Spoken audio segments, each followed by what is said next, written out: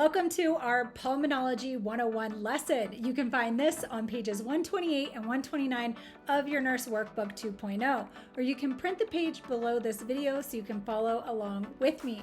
The purpose of this video is to give you more information than the Nurse Workbook, but to give you real-world nursing advice as well. And this might be one of my most favorite lessons I'm going to teach because I think this is very slept on in our education world. And if you can master these 3 processes that we're about to learn, along with our 5 terms of ventilation, then you are going to have such a comprehensive understanding of our respiratory system and that phrase I continue to say of the efficient lung compliance and effective oxygenation. So if you can get this lesson, you're going to be ahead of a lot of people when it comes to anything respiratory, because most of these concepts and terms aren't really talked about continuously unless you're in a critical care setting. So let's jump right in. So the first process for successful breathing is going to be our ventilation. So this is that movement of air in and out of our lungs. And this sounds pretty easy, right? So if we have some type of obstruction or like some foreign body stuck in our throat and we're choking, we're not going to be able to ventilate. We're not going to be able to push air down that airway. And our second process is going to be our perfusion. And this is blood flowing through the pulmonary circulatory system. So we can think of perfusion just like how our blood is flowing through our circulation. So if we remember from our cardiac lesson where we learned how the blood is traveling through the heart into the lungs and back to the heart again, this is our perfusion, our blood volume that is going through this cardiopulmonary tract. And our third process is our diffusion. This is going to be the exchange of oxygen and carbon dioxide that happens within the alveoli. And in order to achieve adequate air exchange, we're going to measure our ventilation and our perfusion.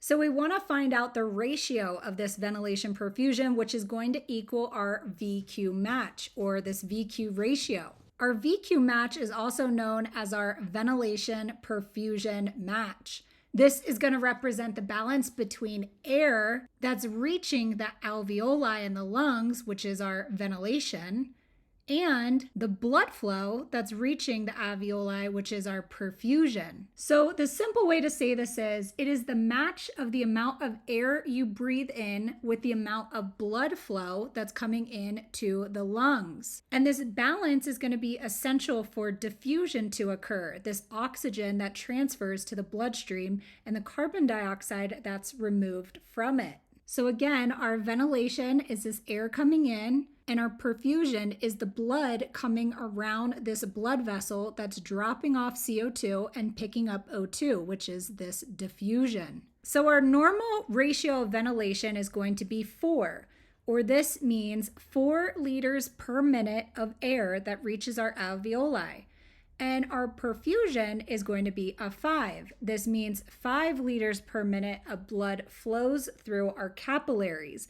And 4 divided by 5 is a VQ match of 0.8. So a mismatch on either side, our ventilation or perfusion, is going to impair gas exchange, our diffusion. So a decreased perfusion is going to mean that air reaches our lungs, but our blood flow is decreased. So we have this thing called dead space ventilation. So our air is available, but there is no or low blood flow to exchange gas. Let's look back up here at our graphic. So we're saying that our air is coming in, but we don't have a lot of perfusion coming in through this vessel. So this is decreased perfusion.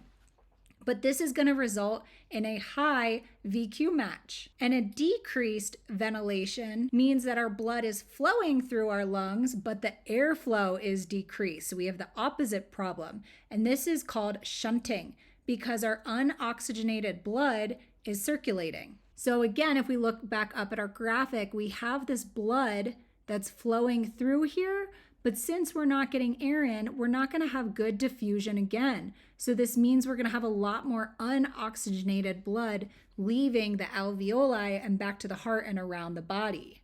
So in order to get this VQ match, there's certain ways we do this. We can do what's called a VQ scan. We could do a pulmonary lung function test, or we can also get an ABG or an arterial blood gas. And I get it, we can't always get these things every day, and we can't get them as soon as we want. So we might not be able to get this ratio that we just learned about. But why would we even teach this? Because this whole concept of these three processes, the ventilation, perfusion, and diffusion, we learned how these play off of each other. And if we compare this with our 5 terms of ventilation, our tidal volume, our PEEP, our respiratory rate, our flow, and our oxygenation, then we're able to effectively understand how to give great effective lung compliance with great efficient oxygenation. So this is going to help you be so understanding of what's going on with your patient in respiratory distress and how you need to fix it. And this concludes our lesson for Pulmonology 101. I will see you in the next one.